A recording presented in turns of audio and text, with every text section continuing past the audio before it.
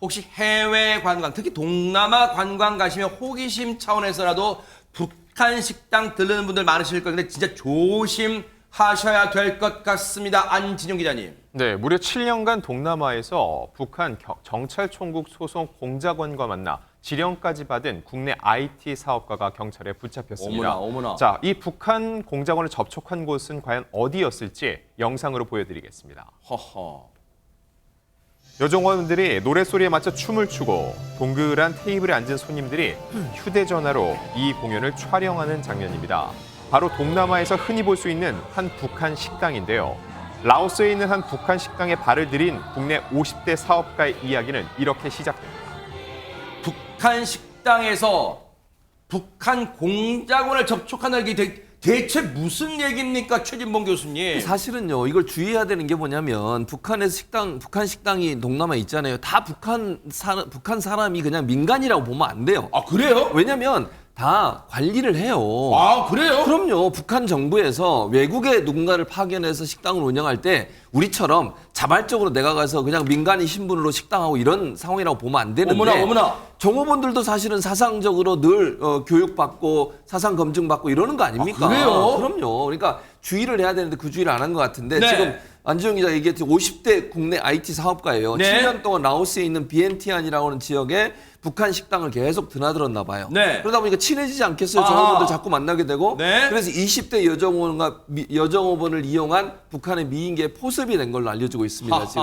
그러니까 아마 일부러 접근을 했겠죠. 어떤 아. 형태로든. 물론 처음에야 뭐 그걸 노골적으로 했겠습니까? 종업원이니까 뭐 서비스하고 뭐 얘기하고 이러면서 접근을 했을 것 같고요. 처음에는 그래서 단순 생필품이나 음식을 건네줬나 봐요. 그 네. 여정원에게. 그러다가 시간이 지나면서 일곱 차례 왔다가 7년 동안 왔다 갔다 했으니까요. 어허. 그러면서 나중에 달러를 주거나 전문 의약품을 주거나 마약류까지 건네줬대요. 어머나. 그러니까 점점 포섭이 돼가고 있는 상황이라고 보여지고요. 그래서 총 4,800달러 그리고 2,070만 원 상당의 물품을 제공한 것으로 나타났고 어머. 식당의 부사장이 어떤 사람이냐면 북한 정찰총국 소속의 공작원이었다고 해요. 아, 이런데 식당은 북한 공작원이에요. 당연하죠. 이런데? 아, 그럼요. 그러니까 북한에서는 외국의 식당에 또는 외국의 노동자로 보내는 사람들을요 다 정신교육 시켜서 가능하면 포섭 가능한 사람까지 포섭하도록 교육시켜서 내보내요. 세상에. 근데 이 사람과 또 어울려 놀기 시작해요. 그러면서 문제가 발생한 겁니다, 지금. 북한에 어울리면서 그 북한 식당 부사장이라는 인간과 어울리면서 지령까지 받았다는 거예요. 어떤 지령을 받았다는 걸까요, 이수정 교수님? 네, 뭐 이 사람은 정말 패가 망신나게 생긴 게 왜요? 지금 결국에는 뭐 혼외 연애 좀 해보자, 뭐 한국을 떠나서 뭐 이런 이제 취지로 시작했는지 모르지만 아주 점점 야금야금 아주 여러 가지 불법 행위에 연루가 됩니다. 뭐 전문 의약품, 마약류까지 이제 거래를 하는 지경에 이르고요. 아하. 나아가서는 지금 어떤 주문을 했다고 알려지고 있어요. 지금 서울청 안보수사대에 따르면은 네. 국가보안법 위반 혐의를 적용할 수가 어머나? 있다고 합니다. 어허. 그런데 뭐를 이제 이 사람에게 요구했느냐? 아까 IT 기업체 사장이라고 네. 했잖아요. 그러다 보니까 북한 측의 미얀마 반대 세력에 대해서 SNS 사이트를 차단시켜달라는 요구가 있었다 그래요. 어머나, 세상에. 그래서 결국 이 남성이 그거를 수락을 합니다. 어머나. 그렇게 해줄게. 근데 문제는 그렇게 성공하지는 못했는데. 아하. 근데 이건 틀림없이 북한 정부의 지령이니까 네. 이거는 진짜 간첩 혐의를 적용받아도 뭐 시원치 않은 아주 심각한 문제에 연루가 된 거죠. 그럴 수 있겠네요. 관련해서 얘기 들어보시고 이어가 보도록 하겠습니다.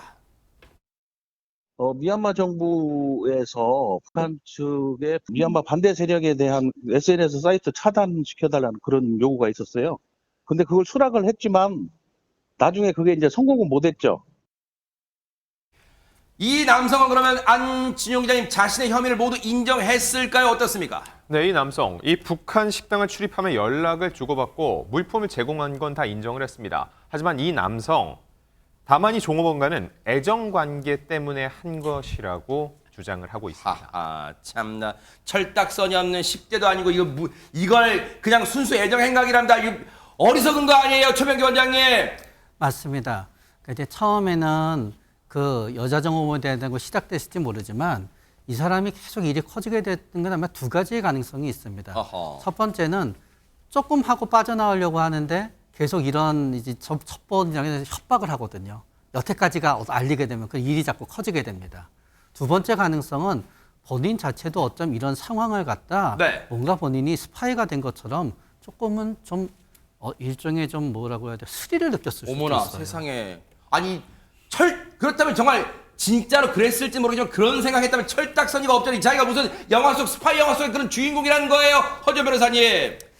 근데 이 사람이 지금 본인은 뭐 순수한 마음에서 했다. 자꾸 그런 식으로 얘기를 하고 있는 모양이에요. 그렇지만 이 정부와 관련되는 IT 사업체에서 일을 했기 때문에 지금은 일단 이게 직접적인 첩보 활동이 돼야지 이제 간첩 활동으로 보기 때문에 네. 간첩 활동으로 평가되지는 아직까지 않은 걸로 보입니다. 네. 그렇지만 이 부분에 대한 수사가 좀 진행이 돼야 된다는 생각이 들고요. 네. 일단 지금 국가보안법상으로 이렇게 반국가 단체의 지령을 받은 사람한테 자진해서 저렇게 뭔가를 지원하게 되면 처벌하는 규정들이 다 있습니다. 네. 그리고 마약도 문제가 됐고 의약품도 제공을 했잖아요. 마약류 관리법 약사법 위반 혐의를 적용이 돼서 지금 수사가 계속해서 진행될 거라는 생각이 들고요. 네. 그리고 지금 외국에 나와 있는 이런 식당들이요. 다 지금 아까 최진봉 교수님께서도 말씀하셨지만 이런 첩보 활동이나 이런 것들이 거점이 되는 경우들이 많으니까 네. 다시 한번 이 당국이 주의를 각별하게 당부를 하고 있습니다. 아니 생각을 해봐요. 조금만 생각해서 그게 말이 돼요?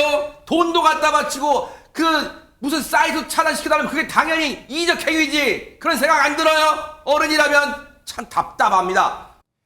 보고 계십니까? 대박 사건. 네, 안녕하십니까? 김명준입니다. 여러분과 함께하는 뉴스파이터. 다양한 소식과 뉴스를 보고 싶으시면 화면 오른쪽을 꾹 눌러 구독해 주시길 바랍니다. TV로도 유튜브로도 여러분께 한 발 더 다가가겠습니다. MBN 뉴스와 뉴스파이터를 사랑해 주셔서 고맙습니다.